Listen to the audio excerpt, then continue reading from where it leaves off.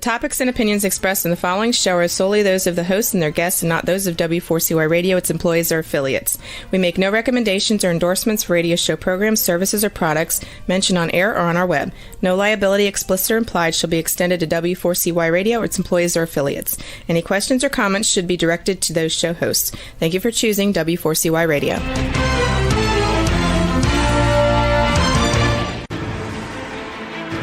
What's working on purpose anyway? Each week, we ponder the answer to this question. People ache for meaning and purpose at work, to contribute their talents passionately and know their lives really matter. They crave being part of an organization that inspires them and helps them grow into realizing their highest potential. Business can be such a force for good in the world, elevating humanity. In our program, we provide guidance and inspiration to help usher in this world we all want, working on purpose. Now, here's your host, Dr. Elise Cortez.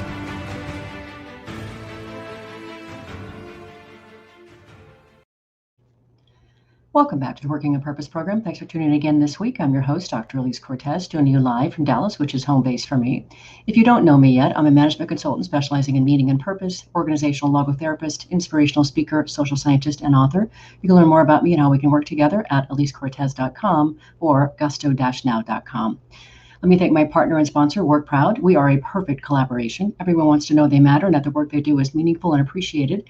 WorkProud is a mobile platform built to encourage employees to share stories and recognize each other's contribution. WorkProud empowers HR and business leaders to help create company cultures where all employees are inspired to feel proud of their work and proud of their company. You can learn more at workproud.com. With us today is Frank Calderoni, who is the Chief Executive Officer of Anaplan and the Chairman of the company's Board of Directors. He's the author of Upstanding, How Company Character Catalyzes Loyalty, Agility, and Hypergrowth. We'll be talking today about why company character is so important in today's business climate, learn about some of the key cultural issues Frank has addressed at Anaplan, and hear about a few examples of when company character activated makes all the difference. He joins us today from San Francisco. Frank, welcome to Working on Purpose. Thank you, Elise. It's great to be here.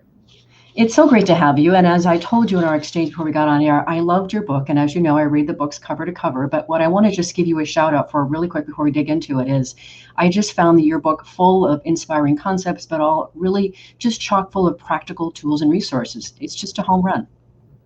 Thank you, Elise. And I really appreciate you reading it from cover to cover so thoroughly. So thank you. And I appreciate the positive feedback. You're so welcome. And so for our listeners and viewers who don't know you yet the way that I do because they haven't read the book, I think it's important that we recognize that what we read in that book and what we're going to hear from you today is really a wealth of experience that you've built over your career. If I've got this right, 21 years at IBM, 7 or 9 at Cisco, and then at Red Hat and a few other places along the way. And then you came to Anaplan in 2017. So you talk about when you came to Anaplan in the book and how you wanted to bring those experiences to help the organization. So Elise, kind of a great start. Yes, I've been around for a while, I have to say that.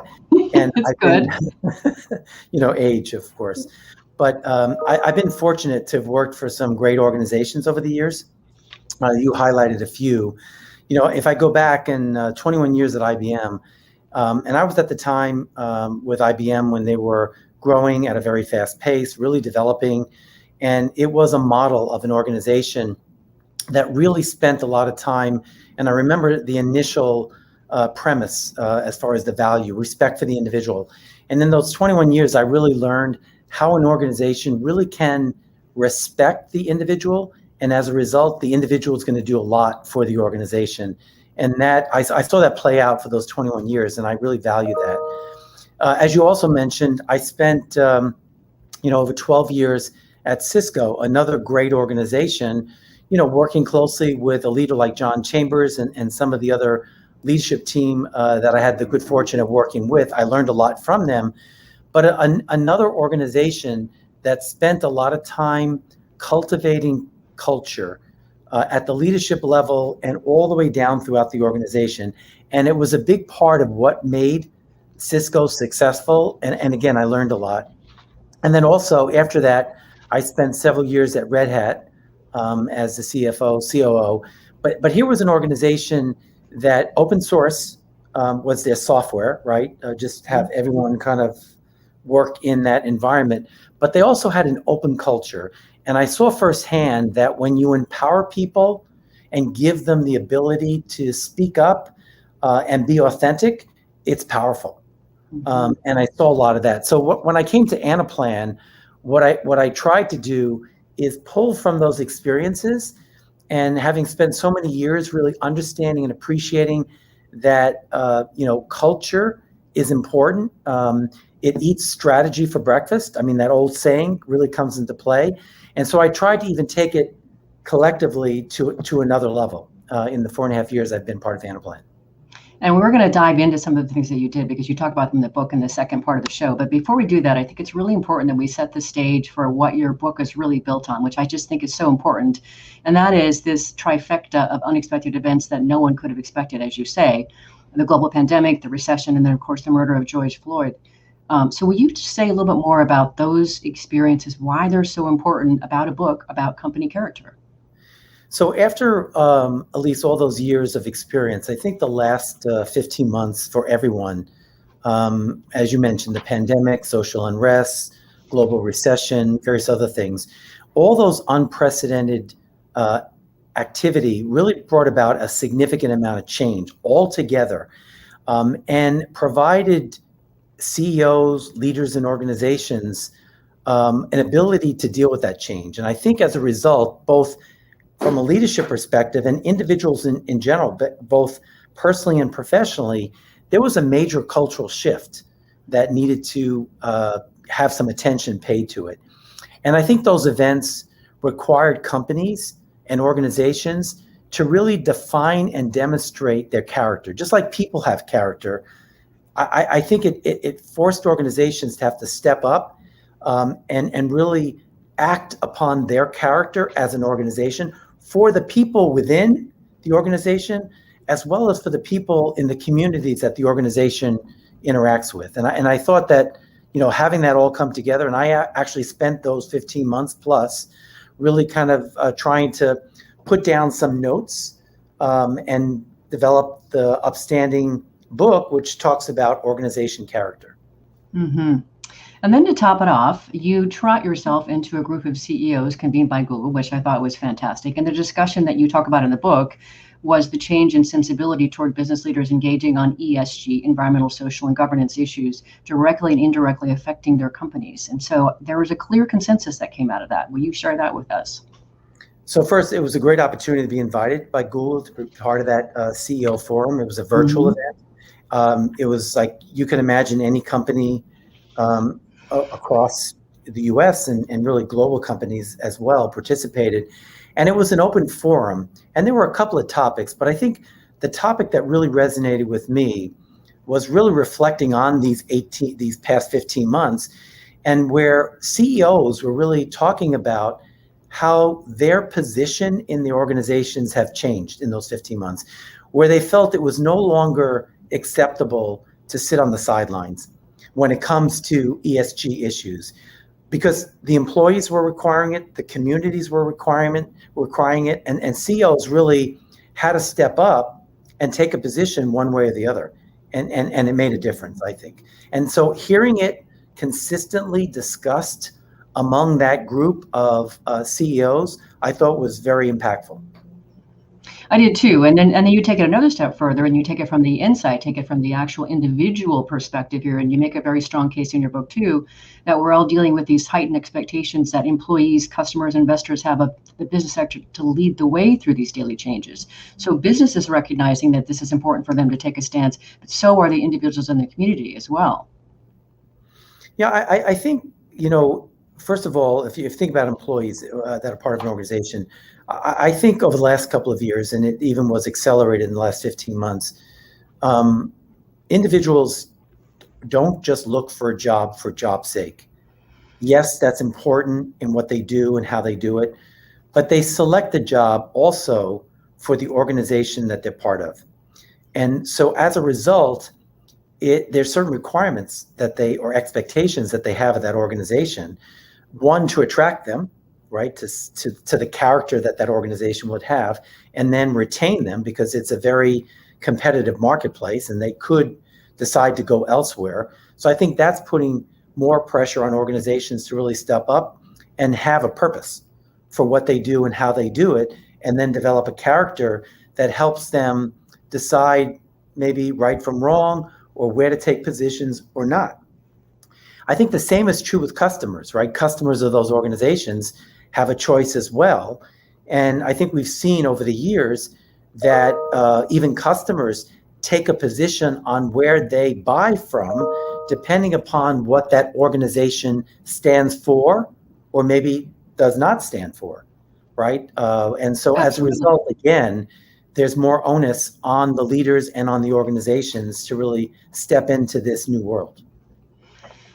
Completely agree. So now that I think we've established the foundation here of what we're talking about, I think now we should distinguish the terms here. So you've been using both personal characters as well as organizational characters. So would you distinguish them for us in your particular special way? So I think personal character is a code of conduct that we apply when we have a choice to make, right? It's the framework for how we as individuals make a decision. Organizational character is comprised of kind of key traits that are also informed by the values that the organization and the people within that organization feel are important to them, that they then embody, and they have behaviors that support those values. And then the employees within the organization embrace them and commit to define those behaviors and align with the overall purpose and feel a sense of belonging. Mm-hmm. And I certainly know from my research, Frank, we talked about this when we first spoke, as a meaning and work researcher, that sense of belonging is so powerful. So I love that you address that. And then you take it one step further in your book. And so we've been talking about character here, but then you go on to explain that company character is the core that grounds culture and strategy. I mean, it is the persistent through line of fundamental beliefs and values uniting people and teams working with a shared purpose. That I think that right there, that one or two sentences is just so jam-packed with import.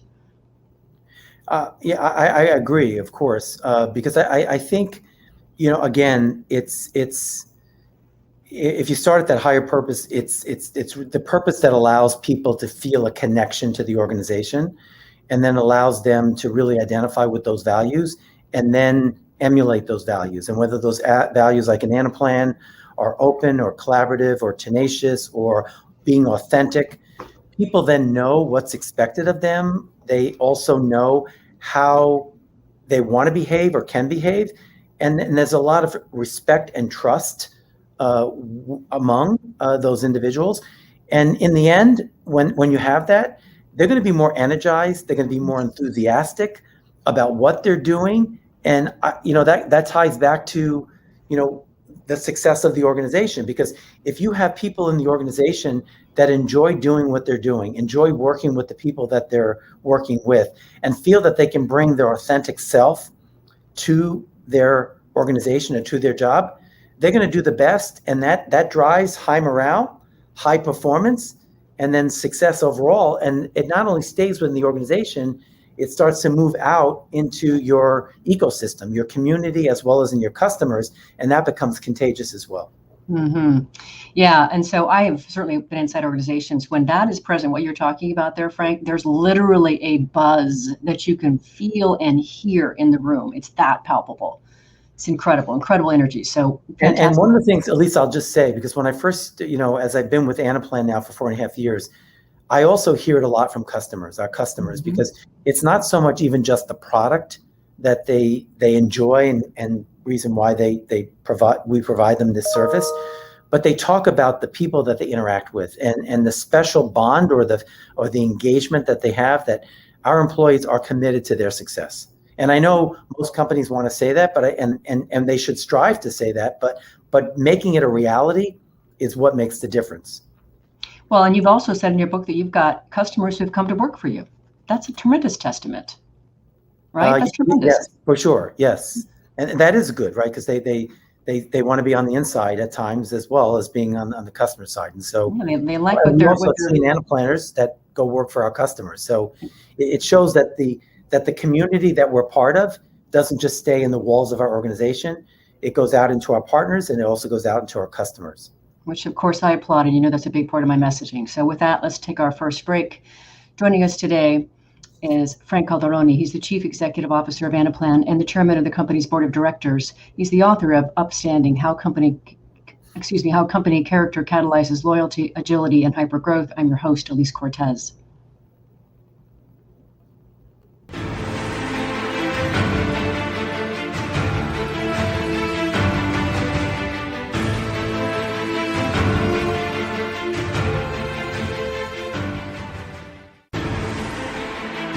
Dr. Elise Cortez is a management consultant specializing in meaning and purpose, an inspirational speaker and author. She helps companies visioneer for greater purpose among stakeholders and develop purpose-inspired leadership and meaning-infused cultures that elevate fulfillment, performance, and commitment within the workforce. To learn more or to invite Elise to speak to your organization, please visit her at elisecortez.com. Let's talk about how to get your employees working on purpose.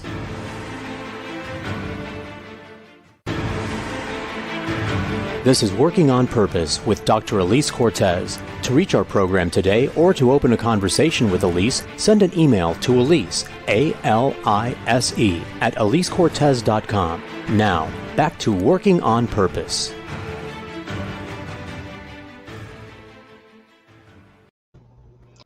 Thanks for staying with us and welcome back to Working on Purpose. As we've watched the pandemic continue on, we look for ways to help companies support their employees handle their anxiety, stress, and depression and feeling disconnected, while also helping to lift and inspire them with ongoing professional development. So we now offer a well-being webinar learning series called Grab Your Gusto, Vital Wellbeing from the Inside Out. You can learn more about it at elisecortez.com or email me at elise@elisecortez.com. If you're just joining the program, my guest is Frank Calderoni. He's the Chief Executive Officer of Anaplan and the Chairman of the company's Board of Directors. At the beginning of the show, we were talking about what's happening in the world today that requires company character. And now we're going to talk about what a few of the things that Frank and his team have been doing to address company culture at Anaplan. So you say in the book here, it's so interesting. You talk about how companies and their leaders can't be silent on racial justice and the sustainability. And when we're silent on issues that matter, people will fill in the gaps themselves, you say, and most likely negatively. So first, before we get into what you've been doing at Anaplan, why is this so important in today's times and in the talent marketplace? So first, the talent marketplace is very competitive. And I think if you don't demonstrate your support for diversity and inclusion, then those great talent, those candidates will go somewhere else. They'll pass you by. And so that's one. And I think, going back to the conversation around having an organizational character and standing up and making sure that you take a stand within the communities, having a much more broader, diverse, inclusive environment is the right thing within your community, within your ecosystem. And I think, as organizations take positions, they allow the employees or even those candidates that are attracted to the organization to make a decision as to whether or not they join or not. And I think when you do, you're more likely to have a group of individuals want to sign on and be part of that rather than join an organization that really doesn't have a say one way or the other, which I think is a big difference from where things may have been, 10 or 20 years ago. Mm-hmm. I really like the courage and the stance you're talking about, Frank, and I really, really admire it, which is another reason that I wanted to have you on the show. I applaud what you're talking about, and of course I endorse it. So right there with you. So one of the things that you also talk about is that when you shared in the book that when you entered the company as CEO in 2017, that the culture was considered Manaplan. I thought that was quite an interesting term. Help us understand what you identified and what you knew you had to address and why. So I think it was interesting because it took a while, and I heard it once or twice, and I heard it more pervasive, coming from women, that they felt that they didn't feel like they had, a seat at the table. That's kind of the words that were used. And after I heard it, I tried to step back and see if I could observe it, and I did. And so I felt that it definitely was not the right thing to do for the organization, but I also felt that the women really didn't have a chance to really participate and provide their best selves into whatever the projects that we were working on, whatever some of the things that we had to do on behalf of our customers. And so we were missing out. We were missing out on their insights, on their ability to really kind of actively participate and make a difference. And so I determined early on that I wanted to change that. And I we started talking about it, understanding why it happened, and then what we were going to do to make some changes. And I think, stepping up and acknowledging it, and then determining that you are going to make a change and measuring yourself to make that change brought about a difference, which is, I think we're not perfect, but we're so much better today than where we were a couple of years ago. And we'll continue on that journey going forward. Mm-hmm. Another thing that I thought was really interesting about your book, I just was imagining what it must have been like when you were going through the interview process and you were hearing that here Anaplan has an incredible product, a large greenfield of opportunity, loads of potential. But what you began to really notice in those conversations is its culture and character were not well developed. Must have been so interesting for you with all that experience to look at that and go, I know I can make a difference here. So Elise, it's true. I think part of it occurred, there was a leadership void before I joined. There was a gap between the previous CEO and myself. And so I think when there's a gap with leadership, things happen in an organization. So I just put that out there. But I also saw, as I started to get into it, and I saw the product capabilities, and I was really, that's what enamored me with joining the company. And then I heard how our customers were so enthusiastic about the product. And I felt that if our employees were as excited, think about what that could really do. I mean, that could be the icing on the cake, really, to kind of really make this. And then going back to my previous experience at IBM or Cisco or Red Hat, and those strong organizations, or those strong cultures that I was, part of, I felt that I could really, not me, but we could also make a big difference in Anaplan. And so we made that a core, just like our strategy was important and the different business initiatives, we made culture a core foundation of who we were. And how we started that was really to identify values that were meaningful to the members of the organization. And the way we did that was not for me to decide what those values are or the leadership team, but to have it be kind of a grassroots and invite those in the organization to participate. We had 67% of the population, global population, volunteer to participate in certain work groups, workshops, because they wanted to have a say in what those values were. And then it took longer because there was more people involved, but it was well worth it because people bought into what those values were, and they felt themselves owning it and then wanting to behave and live those values every day. It's very powerful. I do that kind of work with clients as well. So when I read that part of your book, I just thought that was incredibly powerful. So, and then you go on to another interesting point here that I thought was interesting when you were talking about how, didn't know if you meant this as what you do at Anaplan or just in general, but speaking back on evaluating issues, you share that you and your team take a 3-part working framework approach to helping them segment their approach to macro issues. I'd love to hear you share more about that particular framework and how you got to it.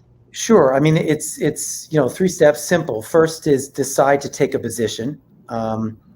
And those positions could be on things internal to Anaplan that may not be directly related to our business, or it could be taking a position on something within our community, and really kind of making sure that we stood behind that. I mean, this, again, the last 15 months with all the social unrest, taking a position on the George Floyd murder at the time, well over a year ago, and what that really meant to Anaplanners, but also what it meant externally.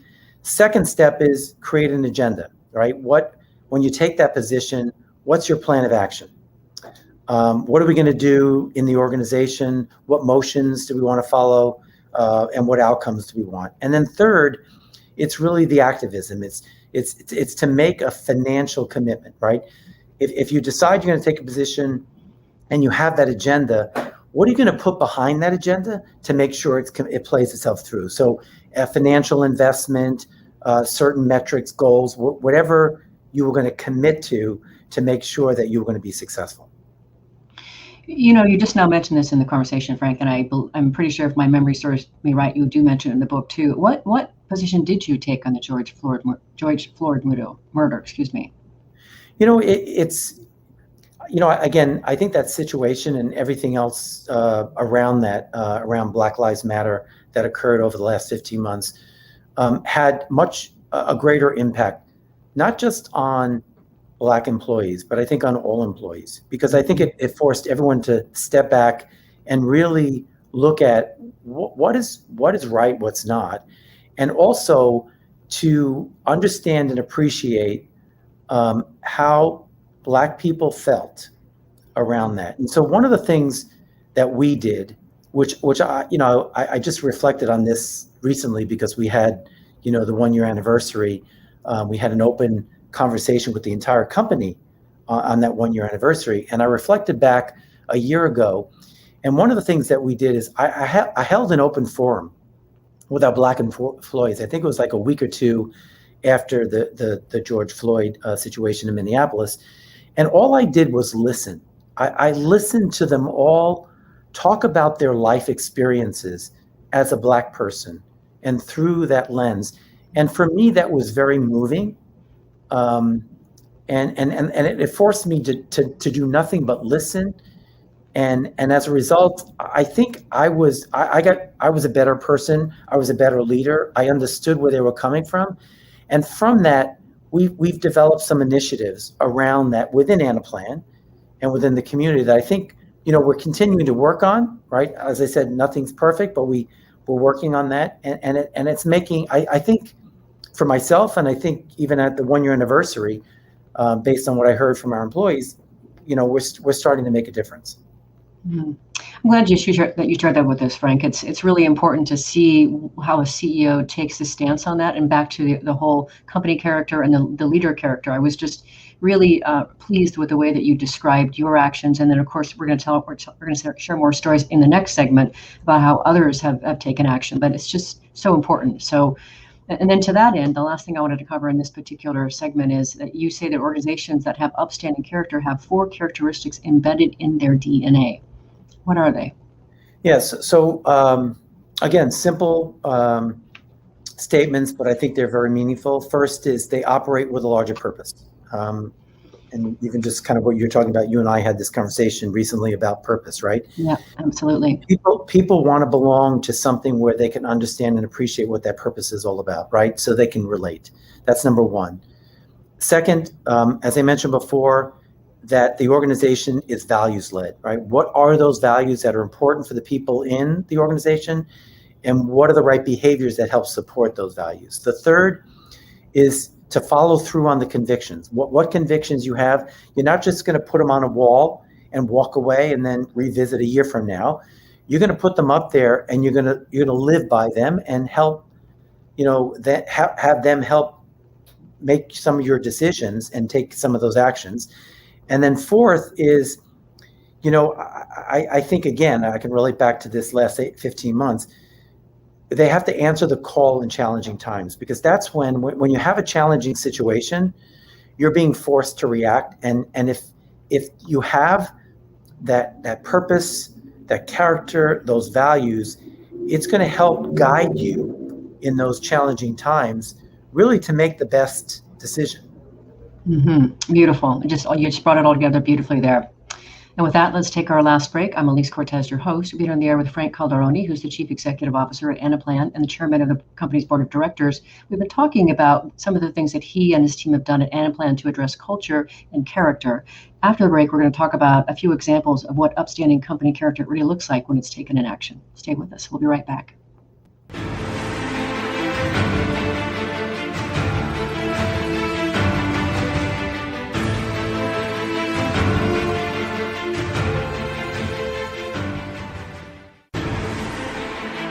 Dr. Elise Cortez is a management consultant specializing in meaning and purpose, an inspirational speaker and author. She helps companies visioneer for greater purpose among stakeholders and develop purpose-inspired leadership and meaning-infused cultures that elevate fulfillment, performance, and commitment within the workforce. To learn more or to invite Elise to speak to your organization, please visit her at elisecortez.com. Let's talk about how to get your employees working on purpose.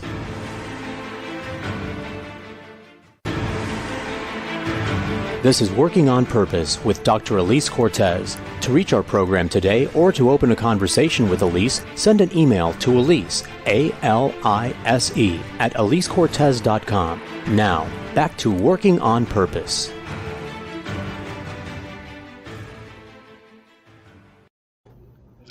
Thanks for staying with us and welcome back to Working on Purpose. If you're just joining us, my guest today is from San Francisco, Frank Calderoni. He's the Chief Executive Officer of Anaplan and the Chairman of the company's Board of Directors. He's also the author of Upstanding, How Company Character Catalyzes Loyalty, Agility, and Hypergrowth. I'm your host, Dr. Elise Cortez.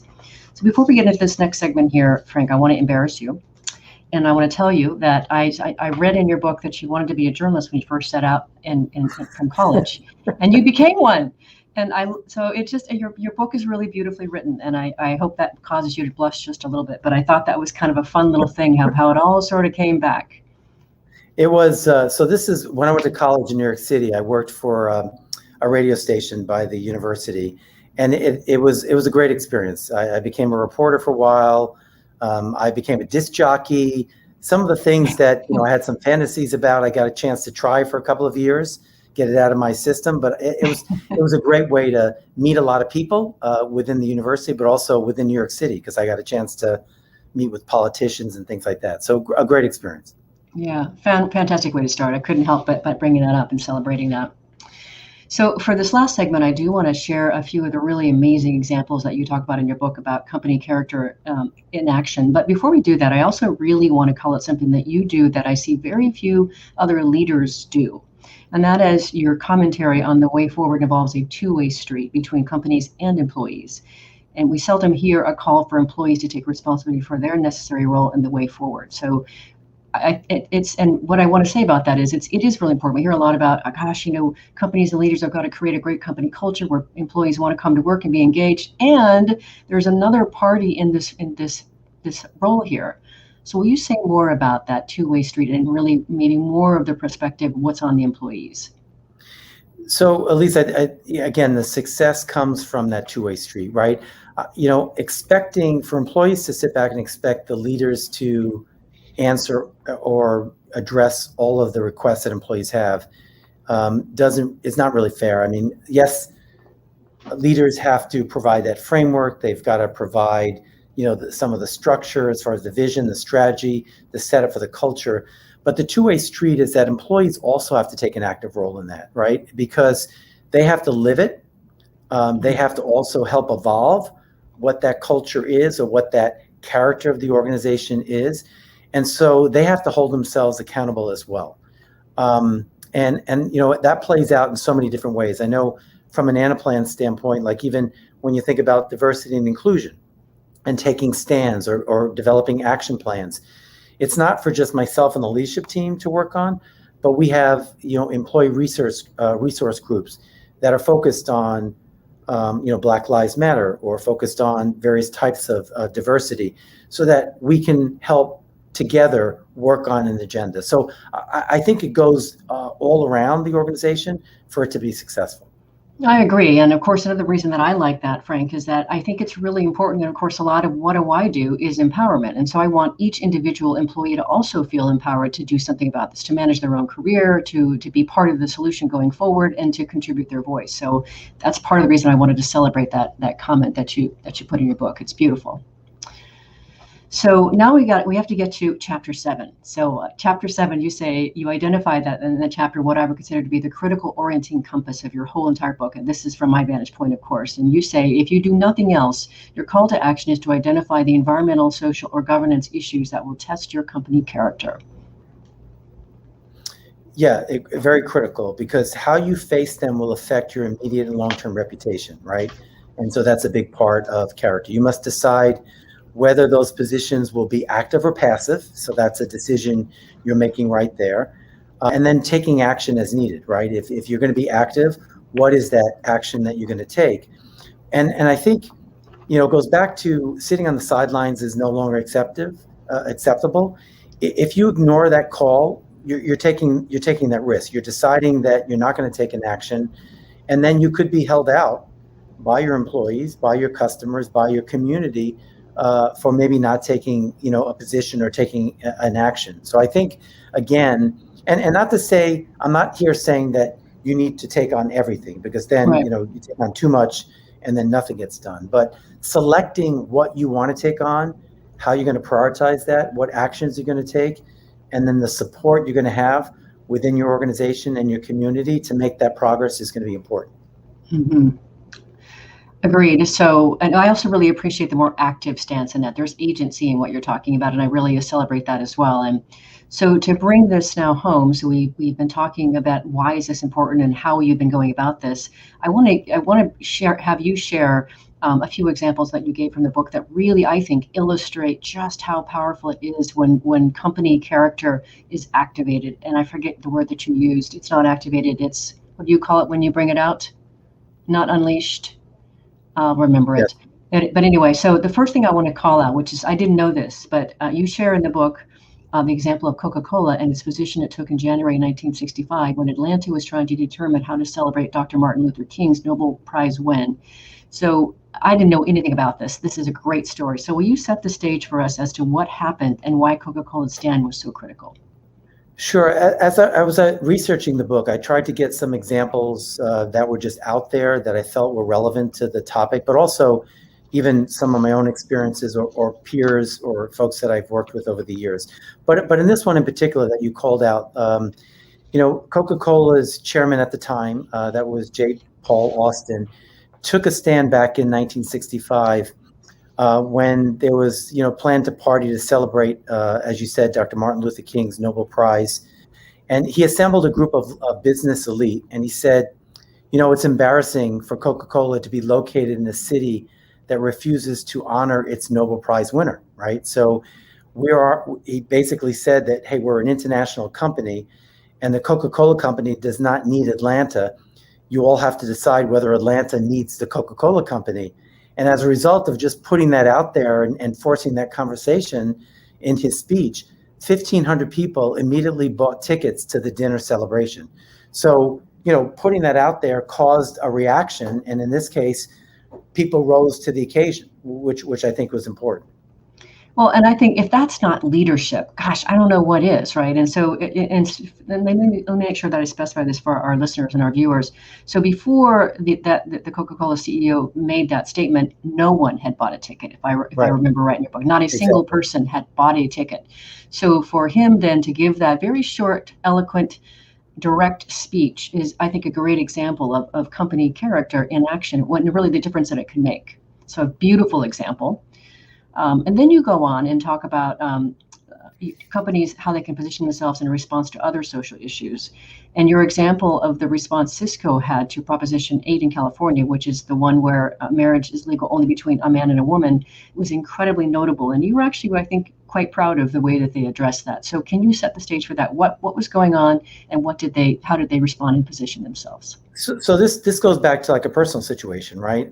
So this was back in 2008. I was one of the leaders that was part of Cisco at the time, and the Marriage Protection Act was actually out there, and the bill gained some national attention. So it wasn't just within California. So I was the CFO, and we debated this taking a position. This is the leadership team within Cisco. We were for it. Who was against it? Do we not say anything? What are the pros and cons? Huge discussion, right? And everything came back to what was going to happen if we did take a position, either of those positions, and what the impact would be to Cisco and whether it would damage Cisco's reputation. But in the end, after that active dialogue, we stood up for what we believed in. And we said that we don't support Proposition 8 as a company. And I remember, in the book I talked about, I had a conversation with Sue Bostrom. And Sue was our chief marketing officer at the time. And she recollected this story. And she and I were there at the same time. So we kind of reconciled as far as how that was. But however, despite our support, the bill did pass with 52% approval. But as you know, eventually it was overturned. But we felt from a Cisco leadership standpoint that we stood up for what we believed in. And we felt even, especially now, that we made the right decision and that others in the organization respected us at the time for stepping up and taking that position. And as a result, Cisco as an organization was not damaged with the position that we took. Mm-hmm. And I don't remember the language exactly, but I, of course, have it in the copious notes that I take, and I offer to share them with your team if they wanted to see them. But what I think I remember about what the position or the statement was something about, we support people loving whoever they choose, or love is an important thing. It's an important part of life, and who you choose shouldn't be so important, or something like that. So what I liked was it seemed to me that the statement that you issued was elevated above the whole question. You were still celebrating love and connection and finding somebody important to spend your life with, and celebrating that, but which still allowed you to make a position and put forth a stance without really getting involved in the messiness of the politics and the actual discussion. You elevated above that, as far as I could tell. You said that so well. Yes. Okay, good. Yes. Okay, good. Well, that's how it landed for me, Frank. That's exactly how it landed for me. I thought it was elegant. And again, I so appreciate that. Now we're getting real here. This is a real conversation. We're not, staying safely on the sidelines and hoping that the whole big dark cloud will pass. We are getting involved. And I think that's why your book is so powerful and so timely. So thrilled that I get to celebrate this and share you with my listeners and viewers. So let's talk about one more example that I thought was really, really incredible. You talk about the story of the NBA's response to the HB2 bill, that's the bathroom bill, and with regard to hosting an all-state game in Charlotte. So will you tell us about that one? So this was back in several years ago, right? North Carolina state legislature and the governor passed a bill that made it illegal for anyone to use a bathroom that didn't match the gender on their birth certificate. And as you recall, there was so much controversy, not only in North Carolina, but really across the United States. And it was, an issue that really took on a tremendous amount of political heat from that perspective. And I remember, and I did talk with the former chief people officer of the NBA, who recalled this because he was part of the organization at the time, that in 2017, the NBA All-Star Game was scheduled to be held in Charlotte. However, given the bill was inconsistent with how the NBA values were stated, they voiced disagreement publicly, and they also took a strong position, and they moved the game, and this shows the character of the organization taking a strong position, understanding that there was financial implications associated, but they moved the game from Charlotte as a result of that. And again, I think they took the right decision, and they supported it as a leadership team. And in my mind, I think this was a great example of an organization demonstrating strong character. Mm-hmm. Yeah, and so this goes back to, if you listen, listeners and viewers, to my tagline for the show, this is very intentional, that I really am out to help curate a conversation that allows us to create workplaces where people thrive, where inspirational leaders bring us to our greatness, and we do business that betters the world. And so very much appreciate this whole role that you're spearheading here, Frank, this notion that, company character really does make a difference in the world. It's important. And I love how you use the word ecosystem, because of course that's the stakeholder community. And so to be able to really lift the whole community that it touches is so beautiful. So we have just a little bit more time before I'll ask you the last close question. I want to just let you just share whatever you think is important with regard to what we've been talking about around company culture and company character that is important that we haven't gotten to yet before I bring us to a close. So I think, again, reflecting back on my various experiences at different organizations, and I have to say that I keep putting this out there because I don't know it all, and I haven't done everything right all the time. But, you learn from sometimes your mistakes or some of the situations that you're part of. And that's what it's all about, right? And so I have learned, and I do have a sense of conviction behind, encouraging all leaders to really spend the time. Sometimes, I think in the past, the whole topic of culture, the whole topic of character for an organization was looked at as somewhat fluff or something nice to have, or we'll get to it when, and we don't spend as much time. And I think that time is really long gone. And I think our society in general is requiring all of us as individuals and as organizations to step up and really take a stand on having a set of values, having a purpose, having a character, standing behind it with a sense of conviction. And I think that's going to make a big difference going forward. And I think we're starting to see that shift in the right direction, and the more emphasis and having this conversation with yourself, Elise, but also with your audience, and having other leaders acknowledge that there is value, and it will result in improved performance, improved results, is extremely powerful, I think. It is. And you also mentioned something else that's really important for us to call out here really quick, and that is this notion that when we really are authentic about our values and what we stand for, and we speak to them, what's going to happen is we are going to lose some people and we're going to gain others. And the people that we lose, we probably don't want to be hanging out with anyway. And people that we gain are probably going to be stronger supporters. You give a great example in the book of even how Jeff Bezos spoke up about, I think it was Black Lives Matter. And he got some pushback there was something on the front page of Amazon about we support Black lives or something. And he got a lot of very, very vitriolic emails about that. And he said, well, if that is unappealing to you, then maybe you're not my customer, and I'd be okay losing you, basically, something along those lines. And I see this even with an Anaplan, every issue you take on, you're not going to make everyone happy, right? Right. And nor should you. It's not possible. Nor should you. Right. But you got to, if you don't try and you don't take on, nothing moves forward, right? From that, and you don't have the advancement. So, I'll just give an example today. As we're speaking, we have these regular sessions within Anaplan. I call them Frank Answers Questions. I talk about it in the book, where it's an open forum on a topic, or it could just be wide open. And we allow everyone in the organization to ask questions, and I answer them. Today, what I tried to do is I focused, and I did, on gender pay parity. Big focus item across all organizations. But this goes back to the question you were asking about Anaplan. I took this on a couple of years ago, and I said, okay, one of the ways of addressing this whole gender issue was to kind of look at pay for performance, and make sure it has parity, right? I signed up for Paradigm for Parity. It's a CEO organization to get CEOs to acknowledge support around that. We talked about it today.